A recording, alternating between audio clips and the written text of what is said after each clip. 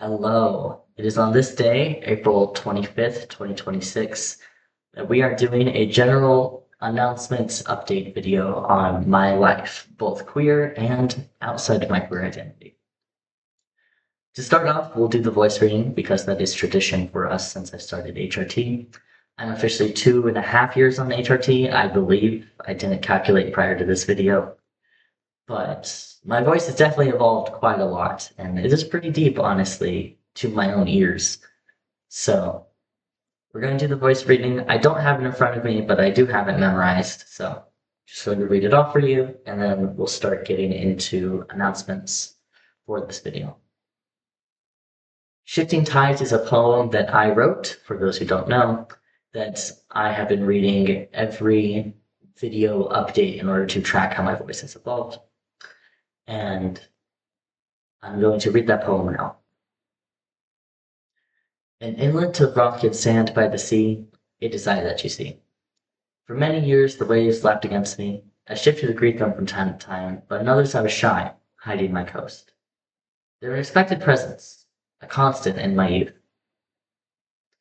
Slowly, though, I grew tentative of them. I asked the tide why scrape at me. She answered nothing has changed. Surely something did, for now I feel pain. The waves grew taller all the same. In high tide I reshaped my front, while in low I was left to deliberate, were allies brought to my tidal gates. Investigating a smooth shell one day, I thought he looked rather plain, but then a rainbow claw turned him over, revealing rainbow swirls and tear streaked truth. I was too quick to blame the tide, too naive to behold the moon. The cove is always changing shape, forming a haven in each wake. An inlet of rock and sand by the sea, it is I that you see. Alright. The itinerary for this video, we're going to start off with the big queer announcement that I have, a quick update on HRT, then we're going to transition into general life updates I have, and the current status of this YouTube channel and the future of this YouTube channel. So going back to the beginning of all that, big announcement regarding queer identity. I have top surgery in just 2.5 weeks from now, which is very soon. I have been doing a lot of the work for this under the radar because I wanted to make sure everything was secure and finalized before I announced it. And also, I was unsure how I'd be feeling about it throughout the process. Now that it's 2.5 weeks out, I can comment a little bit on what that process is like. I started it back in last fall. I was actually a little surprised to be able to schedule surgery so fast. Between fall and now spring, I was able to get a surgery spot with the Gender Confirmation Center in San Francisco. Just a pretty well-known location to get top surgery. At this point where I am currently at, want to tell you that I'm definitely feeling the weight of it. It is a huge life change, I have to say. There's no sugarcoating that. At least from my perspective on my life, this is probably like one of the turning point moments of my life, getting the surgery. This was not a quick decision for me. For those who have not been following my full journey, I have been considering top surgery for 4 years. I took 2 years to start HRT, and it's been another 2.5 years since I started HRT to decide to do top surgery. And the main driver for this is that I can't bind anymore. Binding is not comfortable for me anymore. And I do just still feel dysphoria with my chest. Not super frequently, but frequently enough to impact me. And we'll talk a little bit later about work expectations, but I think being in a workplace, I feel that pressure a lot of the time. So a lot of weight went into this decision, especially the fact that it cost money went into this decision, and I have decided to do top surgery. I did kind of announce this in a previous video as well as in a media post asking people to share my GoFundMe. That GoFundMe is still up if you are willing to advertise it and or donate whatever little amount you have. The GoFundMe explicitly says that I have enough to cover the majority of the surgery, which I absolutely do. I have paid for all the surgery costs except for the hotel. The caveat that I put in the GoFundMe is that I might not have enough for graduate school. And this is a transition point from the major announcement into my personal life. I was accepted into a graduate program, only one graduate program of all the ones I applied to. And the graduate program that I was accepted to is abroad. And that is an amazing opportunity. And I'm so glad to have been accepted that opportunity. And I have every intention to make it work. Because it is an international program, the costs are high. I wouldn't say higher than they are here. However, there are not student loan options, and that is the main thing I have been facing recently. So I have enough money for the first year of the program, however, not enough for the second year of the program. So I'm going to leave that GoFundMe open. I may update the dialogue to convey this new situation, but currently the plan is to leave it open just to see what comes through. I have every intention of trying to figure it out on my own to the best of my ability because I am capable of doing so, hopefully. However, I have no guarantee that I will be able to find a solution, which is why I'm going to leave it open. But a lot of big life changes have been happening recently between top surgery happening in just a few months and my graduate school acceptance and trying to officially reserve my spot in the program and make the first payment. All of these things are happening in the same week. All the deadlines for graduate school as well as top surgery are in the same week. So I've definitely been feeling a lot of weight recently, and there's just a lot of big life decisions happening all at once. So going back to what I was saying, there's definitely a lot of pressure right now, and I know I will be happy afterward, regarding both of these situations, both graduate school and with the surgery. I know I'll be happy afterward, but right now it's hard to not just focus on feeling stress. It's hard to look towards the future when in the moment there's a lot going on. Because, on top of these things, I'm about to move apartments again. I'm sorry for the sound quality. I know my apartment is not great sound quality wise. I'm about to move again. I still have a job and I'm going to have to separate from my job in order to do graduate school, and so trying to make as much money as I can in advance. There's just a lot going on. So this transitions yet again into discussing the future of this YouTube channel and the status of this YouTube channel. There have not been a lot of updates for all of y'all, and I apologize for not providing those. There are threefold reasons why this is the case. The first one is just that there's been a lot going on in life, and I've been trying to evaluate how much of it I want to share. It is kind of a private thing in a capacity to, tell you guys, I'm going to do this, I'm going to do that, without knowing for sure that everything will go through. And also, just making sure that I am managing the details of my life I am sharing. Because, I know this was a long sentence, I'm sorry, because my family and my coworkers do have access to this YouTube channel. So my point being for the first reason why I haven't been updating too frequently is that there's a lot going on and I have to evaluate who all can have access to all of this information. So that's the first reason why.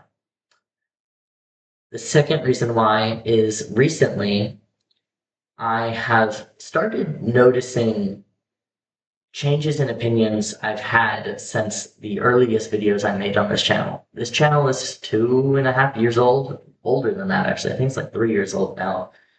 And so I've had a lot of time to grow and change as a person throughout there.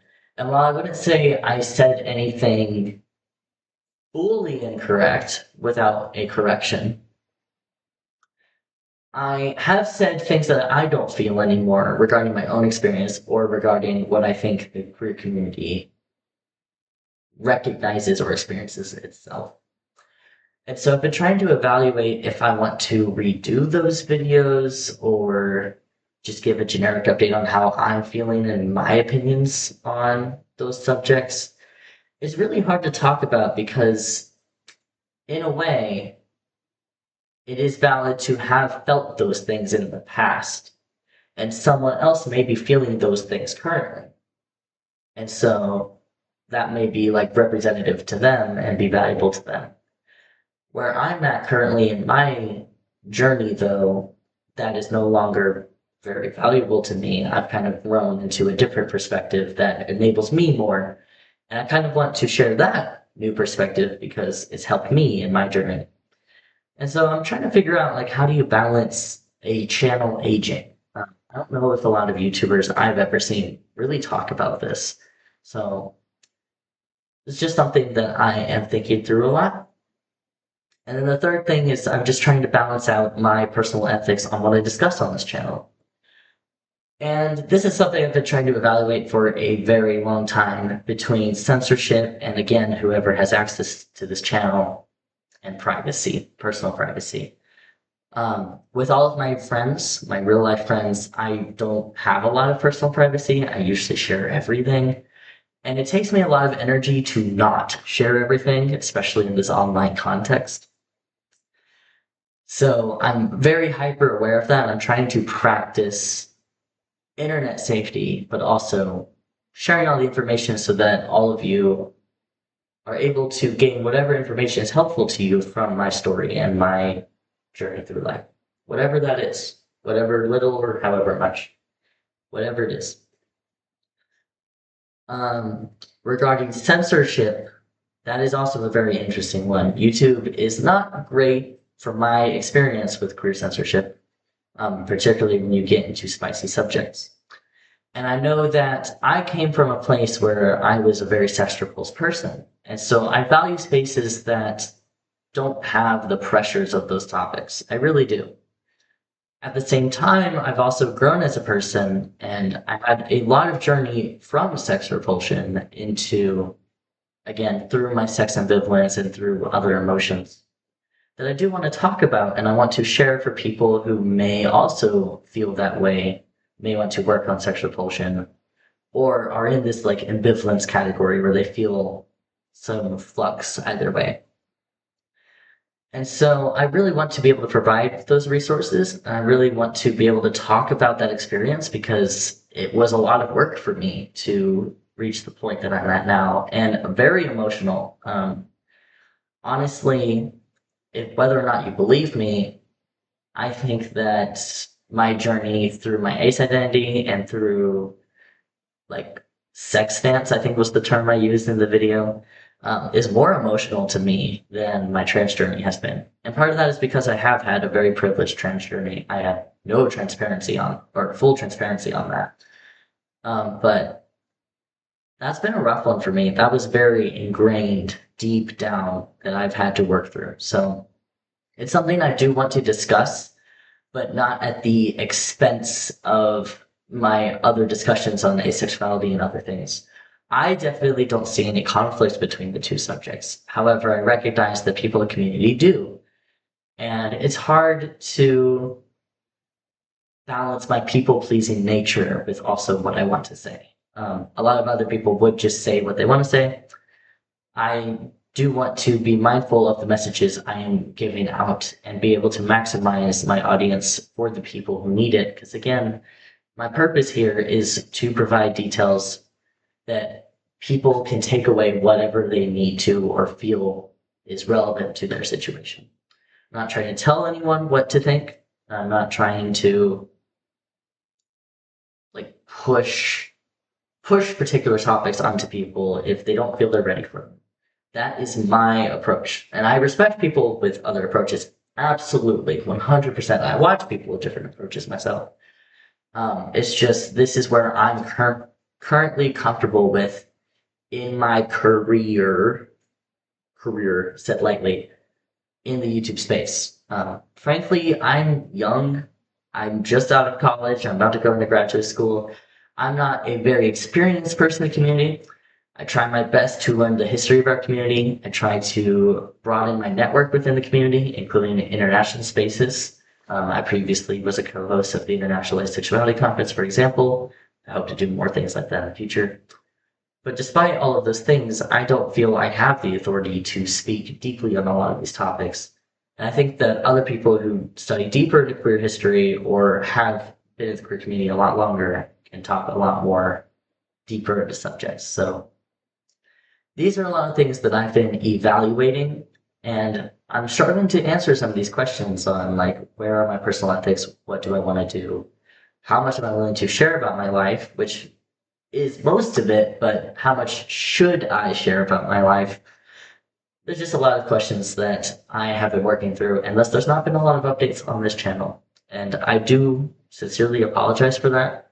I do feel there's probably a lot of things I could say that would be helpful.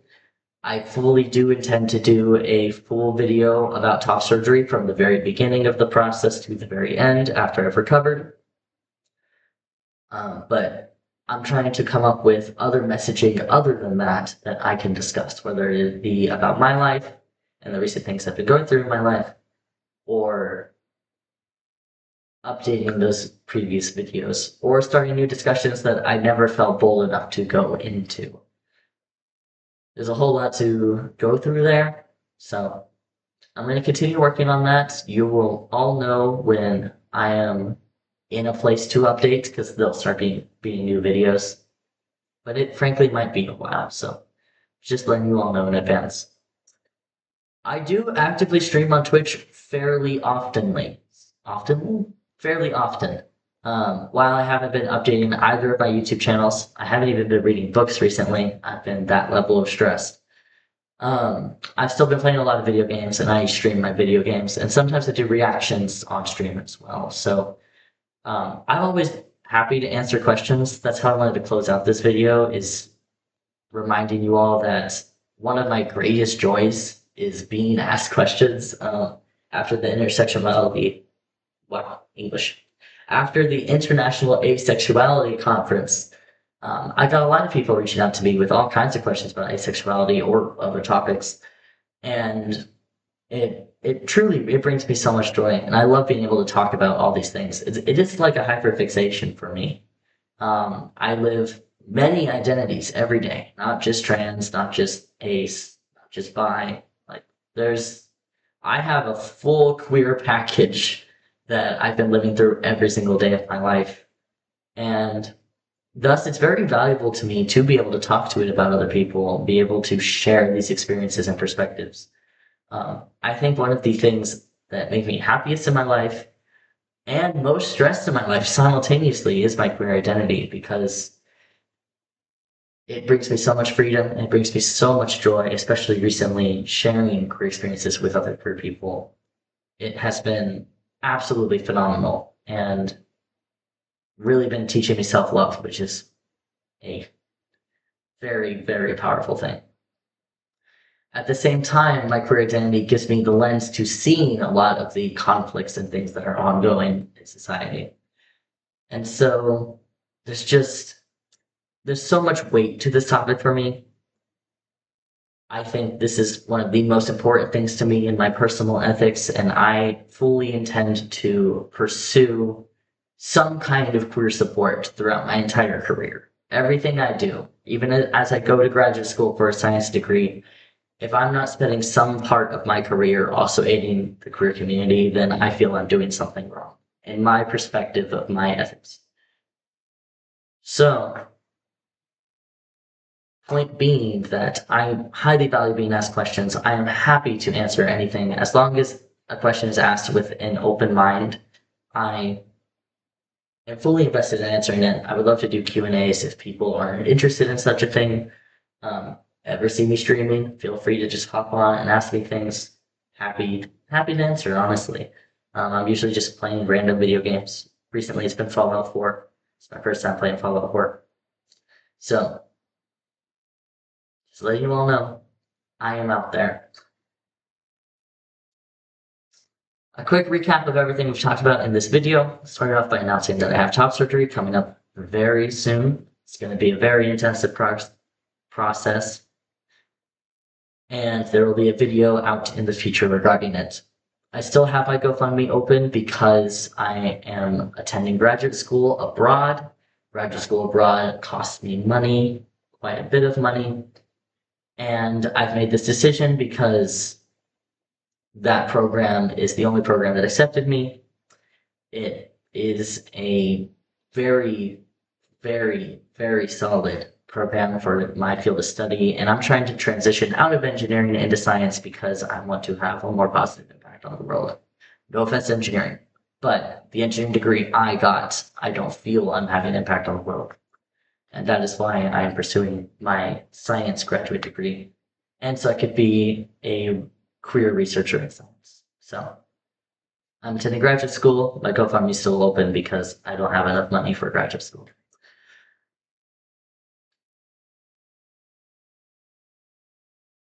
The future of this channel is a little bit in limbo right now. I've been missing a lot of updates because of privacy, because a lot of people have access to this channel. Some of my opinions have outdated, and censorship of YouTube, but also censorship in balancing my audience in the community.